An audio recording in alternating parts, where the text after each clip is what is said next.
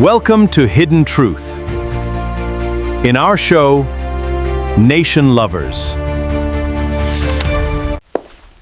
Decorate with love. Sapphire vibes. Luxury by design. Why are some people in Australia, Canada, the US, UK and Europe protesting immigration? Crowded cities, housing prices, news headlines, immigration debates. Why are immigration debates becoming more heated across Australia, Canada, the United States, the United Kingdom and parts of Europe? Why are some people joining protests, expressing frustration or demanding changes to immigration policies?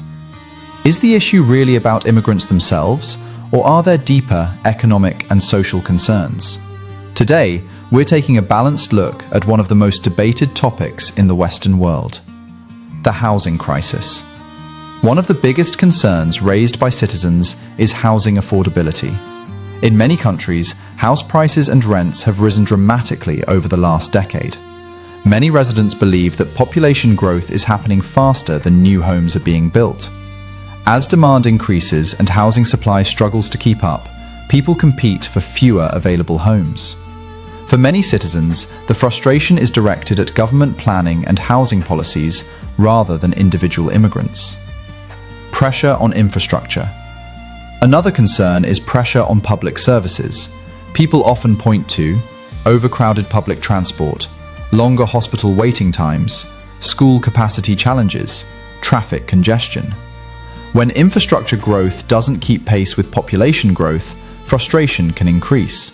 Again, many analysts argue this is largely a planning and investment issue rather than an immigration issue alone. Jobs and wages. Some workers worry about job competition. They fear lower wage growth, increased competition for entry-level jobs, greater competition in certain industries. Economists often debate this issue. Some studies suggest immigration boosts economic growth and fills labor shortages.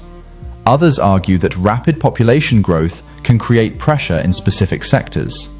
The reality is often more complex than simple slogans from either side. Cultural and social change. Immigration can bring new cultures, languages, food, businesses, and ideas. Many people celebrate this diversity. However, some citizens worry about national identity, social cohesion, community integration. These concerns can become more visible during periods of rapid demographic change. Successful integration policies often play a major role in reducing social tensions. Why Indian communities are sometimes mentioned.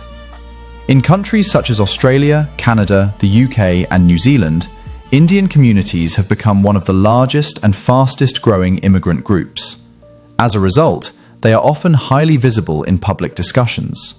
However, it's important to remember, the vast majority of Indian migrants are students, skilled workers, business owners, healthcare professionals, engineers, and taxpayers contributing to their adopted countries. Public concerns are generally about immigration levels, housing, infrastructure, and government policies, not about millions of individuals from one specific community.